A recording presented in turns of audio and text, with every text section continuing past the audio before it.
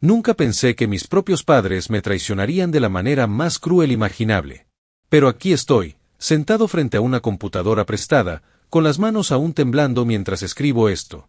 Han pasado 6 meses desde aquella mañana en el campamento cuando desperté y ya no estaban.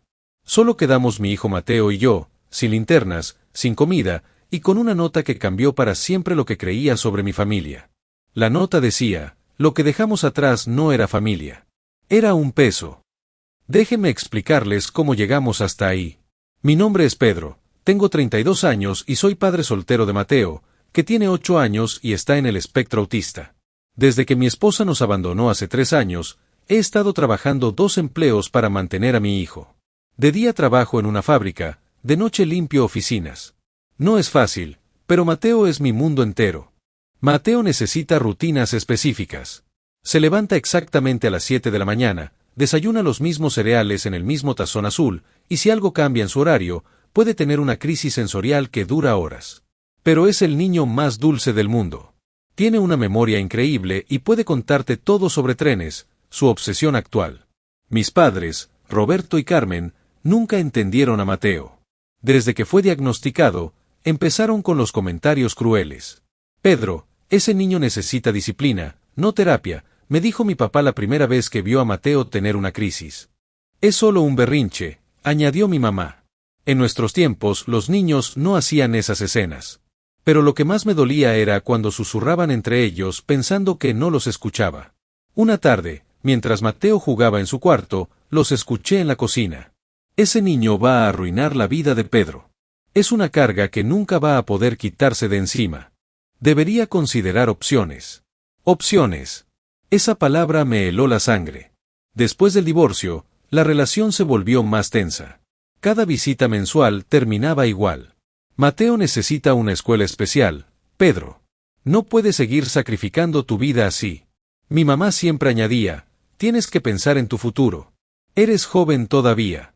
Pero yo no veía a mi hijo como un sacrificio. Era mi responsabilidad. Mi alegría. Mi familia. Un día de marzo, mi papá llegó con una propuesta diferente. Hijo, necesitas unas vacaciones. Mamá y yo hemos estado hablando y queremos ayudarte. Yo estaba lavando los platos después de la cena. Mateo jugaba en el suelo con sus trenes, haciendo los sonidos que tanto lo calmaban. No tengo dinero para vacaciones, papá. Ya lo sabes.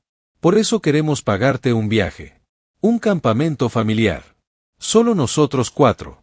Para reconectar como familia. La palabra reconectar me llamó la atención. Hacía años que no me sentía parte de una familia real. Desde el diagnóstico de Mateo, parecía que todos me veían como un problema a resolver. ¿Dónde sería esto? Conocemos un lugar perfecto. Tranquilo, sin distracciones, sin ruidos de la ciudad. Mateo va a estar más calmado ahí. Mi mamá asintió desde el sofá. Va a ser hermoso, Pedro. Una oportunidad para que todos entendamos mejor a Mateo y para que tú descanses un poco. Había algo en sus voces que no me convencía completamente, pero la idea de un descanso era tan tentadora. Hacía meses que no dormía una noche completa. No sé. Mateo no reacciona bien a los cambios de ambiente. Por eso va a ser perfecto. Naturaleza pura, sin estímulos excesivos. Además, vamos a hacer un viaje minimalista. Solo lo esencial. Nada de tecnología, nada de distracciones. Minimalista significaba que ellos se encargarían de todo. Yo solo tenía que llevar ropa para Mateo y para mí. Ese debió ser mi primer signo de alarma. Accedí principalmente porque creí que mis padres finalmente querían entender a su nieto. Quizás habían reflexionado sobre sus comentarios crueles. Quizás realmente querían reconectar. Los preparativos fueron extraños. Mis padres insistían en que no necesitaba llevar casi nada. Nada de comida, nada de linternas, nada de primeros auxilios. Ya está todo preparado en el campamento, decían. Cuando pregunté por la ubicación exacta, me dieron respuestas vagas. Es una sorpresa. Confía en nosotros. Va a ser perfecto. El viernes por la mañana llegaron a buscarlos. Mateo estaba nervioso por el cambio de rutina, pero había estado hablando de acampar toda la semana. Le encantaba la idea de ver estrellas reales. El viaje duró 4 horas. Nos alejamos cada vez más de la civilización. Sin señal de celular, sin casas, solo bosque. Mateo se quedó dormido en el asiento trasero, abrazando su peluche de tren. Mis padres hablaban en voz baja en los asientos delanteros. Solo alcancé a escuchar fragmentos. Después de esto, va a entender que es lo mejor. No hay otra opción. Pensé que hablaban del trabajo, de sus propios problemas. Nunca imaginé que hablaban de nosotros. Llegamos al campamento al atardecer. Era un lugar básico, casi primitivo. 3 tiendas de campaña ya armadas, un círculo de piedras para fogata, y absolutamente nada más. Ni baños, ni agua corriente, ni refugio alguno. ¿Este es el lugar perfecto? Pregunté mientras ayudaba a Mateo a salir del auto. Es exactamente lo que necesitas, dijo mi papá, pero había algo raro en su tono. Nerviosismo. Esa primera noche fue un desastre. Mateo tuvo una crisis porque su rutina nocturna era completamente diferente. Mis padres lo observaban con caras de impaciencia que conocía demasiado bien. ¿Cuánto va a durar esto?, susurró mi mamá cuando Mateo lloraba. Es solo la primera noche, respondí defendiendo a mi hijo. Durante la cena alrededor de la fogata, algo me llamó la atención. ¿Van a estar cómodos con tan pocas cosas?, pregunté notando sus mochilas diminutas. Mi mamá se rió nerviosa. Nosotros somos muy prácticos, hijo. Pero yo había empacado maletas completas para Mateo y para mí. Ellos parecían estar de paso. Esa noche, mientras acomodaba a Mateo en nuestra tienda, lo escuché susurrar a mis padres cerca de la fogata. Mañana temprano. Antes de que despierten. ¿Tienes todo listo? Sí. La nota está escrita. El auto tiene gasolina suficiente. ¿Y si se arrepiente? No nos vamos a arrepentir. Es la única manera. Pensé que hablaban de regresar temprano por alguna emergencia. Nunca, ni en mis peores pesadillas, imaginé lo que realmente planeaban. Me quedé dormido abrazando a Mateo, sintiendo por primera vez en años que quizás tendríamos una oportunidad real de ser una familia. Fue la última noche que dormí creyendo que conocía a mis padres. Desperté cuando los primeros rayos de sol filtraron a través de la tienda. Algo estaba mal. El silencio era absoluto. Demasiado absoluto. Normalmente, a esta hora ya escuchaba a mi papá haciendo ruido cerca de la fogata, o a mi mamá organizando cosas para el desayuno. Pero no había nada. Solo el sonido del viento entre los árboles. Mateo seguía dormido, abrazando su peluche de tren. Me levanté con cuidado de no despertarlo y salí de la tienda. La tienda de mis padres estaba cerrada. Completamente silenciosa. Papá, mamá, susurré, acercándome. Abrí la cremallera lentamente. La tienda estaba vacía. No solo vacía de personas, sino vacía de todo. Ni mochilas, ni ropa, ni rastro de que hubieran dormido ahí. Mi corazón empezó a latir más rápido. Corrí hacia donde habían estacionado el auto la noche anterior. No estaba. Mamá, papá, grité ahora sin importarme despertar a Mateo. Mi voz se perdió en el bosque. Nadie respondió. Corrí de vuelta al campamento, buscando desesperadamente alguna explicación. Quizás habían ido por provisiones. Quizás habían tenido una emergencia. Entonces vi el papel. Estaba cuidadosamente doblado sobre una piedra cerca de la fogata apagada. Mi nombre escrito en la letra de mi mamá. Pedro. Mis manos temblaron mientras lo desdoblaba. Las palabras que leí cambiaron mi vida para siempre. Pedro, lo que hicimos es por tu bien y el bien de todos. Ya no podemos seguir viendo cómo arruinas tu vida y la nuestra por un niño que nunca va a ser normal. Lo que dejamos atrás no era familia. Era un peso. Tienes 2 opciones, aprender a ser fuerte o quedarte aquí para siempre. El pueblo más cercano está a 20 kilómetros hacia el este. Esperamos que tomes la decisión correcta. Mamá y papá.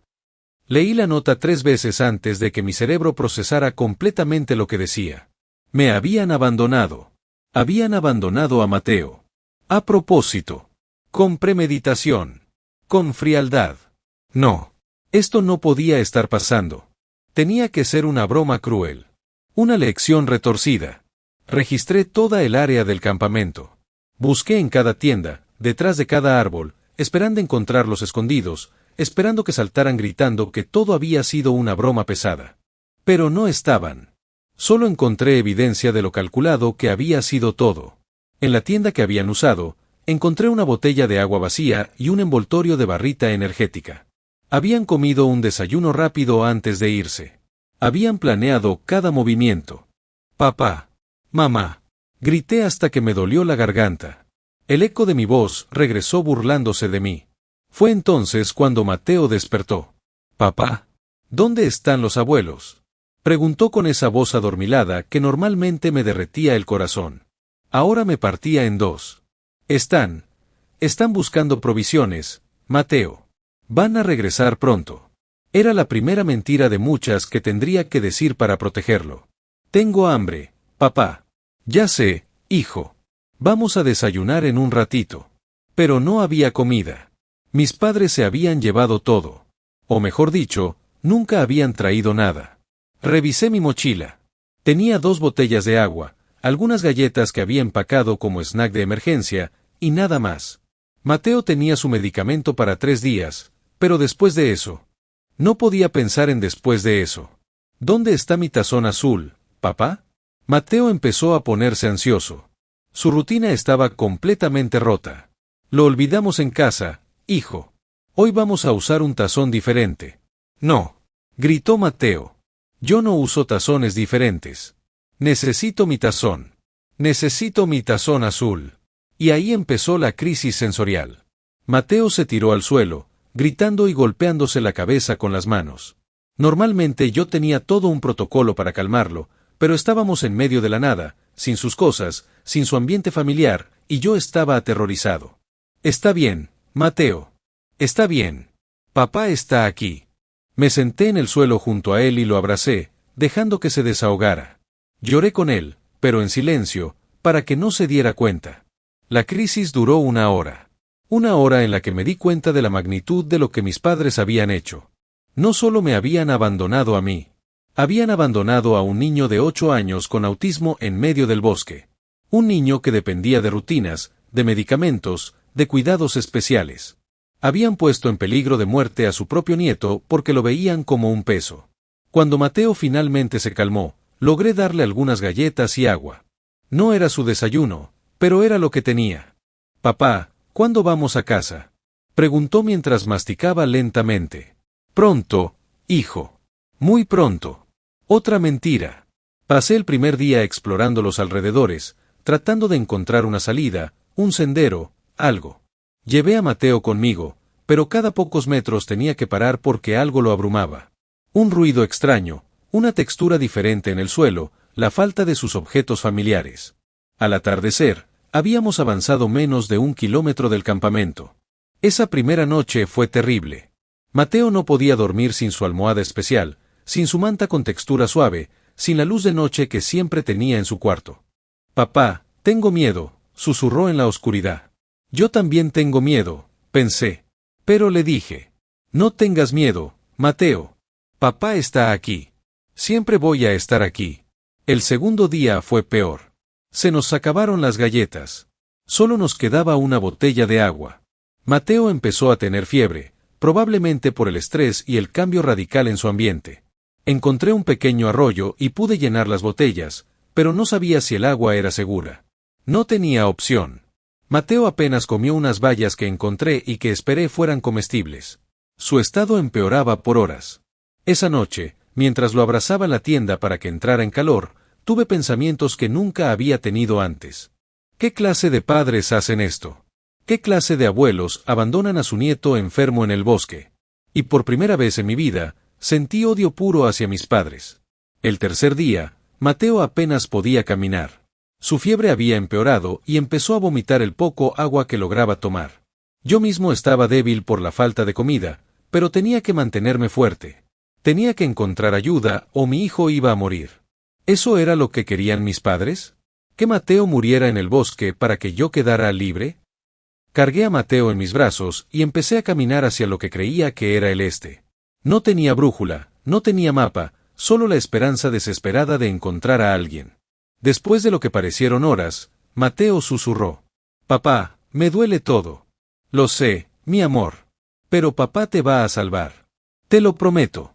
Fue entonces, en el momento más oscuro, cuando escuché el sonido más hermoso del mundo. Un motor.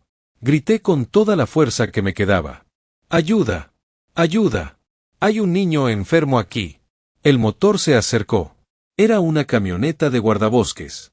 Cuando el guardabosques bajó y vio a Mateo en mis brazos, pálido y febril, inmediatamente evaluó la situación. Necesitamos llevarlo al hospital ahora mismo. Súbanse a la camioneta. Mientras manejaba hacia el pueblo, le conté todo al guardabosques. Sobre mis padres, sobre el abandono, sobre la nota. Su cara se fue endureciendo mientras escuchaba. Señor, lo que me está contando es un delito grave. Abandono de menores, peligro de muerte, negligencia criminal. Quiero que paguen por esto, le dije con una determinación que no sabía que tenía. Van a pagar. Se lo aseguro. En el hospital, mientras los médicos atendían a Mateo por deshidratación y agotamiento, mientras se luchaba por recuperarse, tomé una decisión. Mis padres habían querido enseñarme una lección sobre ser fuerte. Perfecto. Les iba a mostrar exactamente qué tan fuerte podía ser. Y no iba a tener piedad. Mis padres habían querido enseñarme una lección sobre ser fuerte. Perfecto. Les iba a mostrar exactamente qué tan fuerte podía ser. Y no iba a tener piedad. Desde la habitación del hospital donde Mateo se recuperaba, empecé mi contraataque. Lo primero que hice fue documentar todo. Tomé fotos de Mateo conectado al suero, de sus brazos llenos de rasguños del bosque, de su cara pálida y ojerosa. Fotografié cada detalle de nuestro estado cuando llegamos al hospital. Guardé la nota. Esa maldita nota que sería mi arma más poderosa. El guardabosques, Miguel, se convirtió en mi primer aliado. Había visto casos de negligencia, pero nunca algo tan calculado. Esto fue premeditado, Pedro. Van a enfrentar cargos criminales serios. Quiero que sea así. Voy a conectarte con la fiscal del distrito. Es buena en estos casos.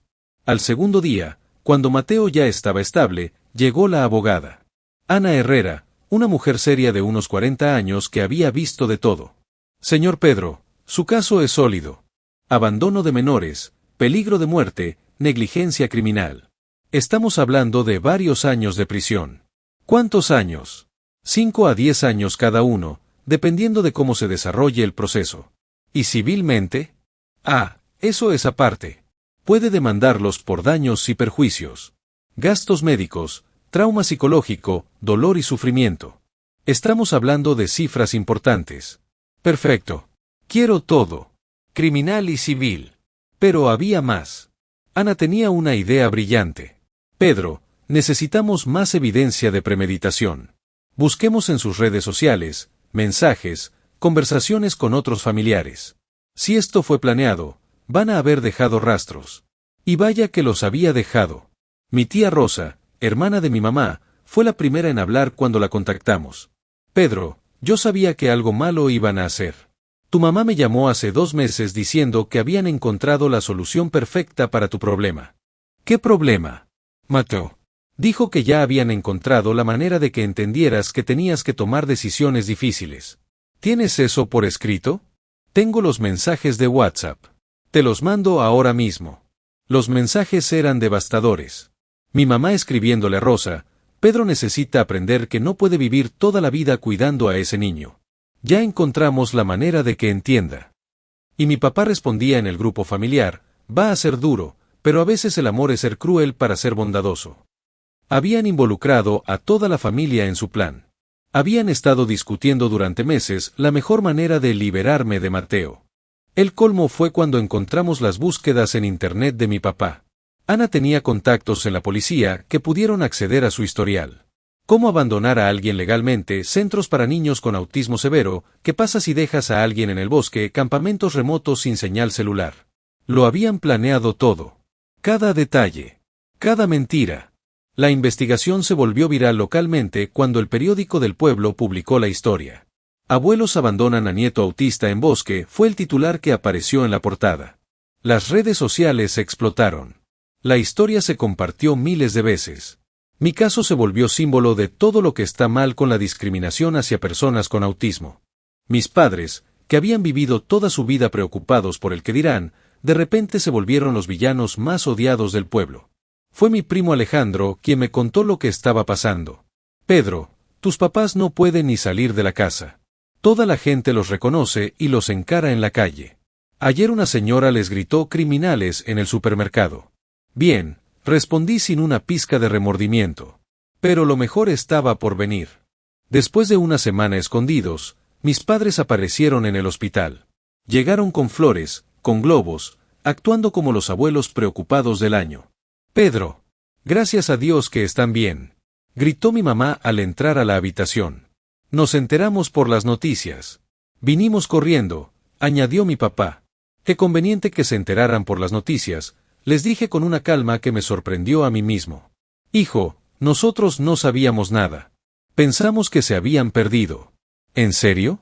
¿Pensaron que nos habíamos perdido? Saqué mi teléfono y empecé a grabar. ¿Entonces no escribieron esto? Dije mostrándonos la nota. Las caras se les descompusieron. Pedro, podemos explicar. Explíquenle a Mateo por qué su abuelo y su abuela lo abandonaron en el bosque. Explíquenle por qué estuvo a punto de morir por deshidratación. Mateo los miraba confundido desde la cama. Abuelos, ¿por qué se fueron sin despedirse? El silencio fue ensordecedor. Salgan de aquí, les dije. Y no se acerquen más a mi hijo. Pedro, somos tu familia. No. Ustedes dejaron de ser mi familia cuando escribieron esa nota. Cuando pusieron en peligro la vida de Mateo. La familia no abandona. La familia no llama a peso a un niño. Tienen 5 segundos para salir antes de que llame a seguridad. Se fueron. Corriendo. Humillados. 3 meses después, el juicio fue un espectáculo. El fiscal tenía tantas evidencias que el caso duró solo 2 días. La nota. Los mensajes. Las búsquedas de Internet. Los testimonios de familiares. Todo se acumuló en su contra. El juez fue claro. Señores Roberto y Carmen López, ustedes pusieron en peligro mortal a un menor con necesidades especiales. Esto no fue un error. Fue un plan calculado y cruel. Lo sentencio a 5 años de prisión cada uno y prohibición permanente de acercarse al menor. Además, deberán pagar una compensación de $85,000 por daños y perjuicios. Mi mamá lloró. Mi papá se veía destruido. Yo no sentí nada. La demanda civil les costó todo. Tuvieron que vender la casa para pagar los abogados y la compensación. No solo perdieron su libertad. Perdieron su estabilidad económica completa. El dinero me permitió dejar mis 2 trabajos y dedicarme completamente a Mateo. Conseguimos una casa nueva, terapias especializadas, todo lo que necesitaba. 18 meses después de aquella mañana terrible en el campamento, Mateo estaba floreciendo. Tenía nuevos terapeutas, nuevos amigos en su escuela especial, y sobre todo, tenía un papá que ya no estaba agotado por trabajar día y noche. Mis padres siguen en prisión. No hemos vuelto a hablar. A veces me preguntan si me arrepiento de haberlos demandado tan duramente. La respuesta es no. Ellos eligieron ver a Mateo como un peso. Yo elegí verlo como mi tesoro. Ellos quisieron enseñarme a ser fuerte abandonándome. Yo les enseñé lo que realmente significa ser fuerte, proteger a los que amas, sin importar las consecuencias. Y créanme, no volverán a subestimar ni a mí ni a mi hijo nunca más.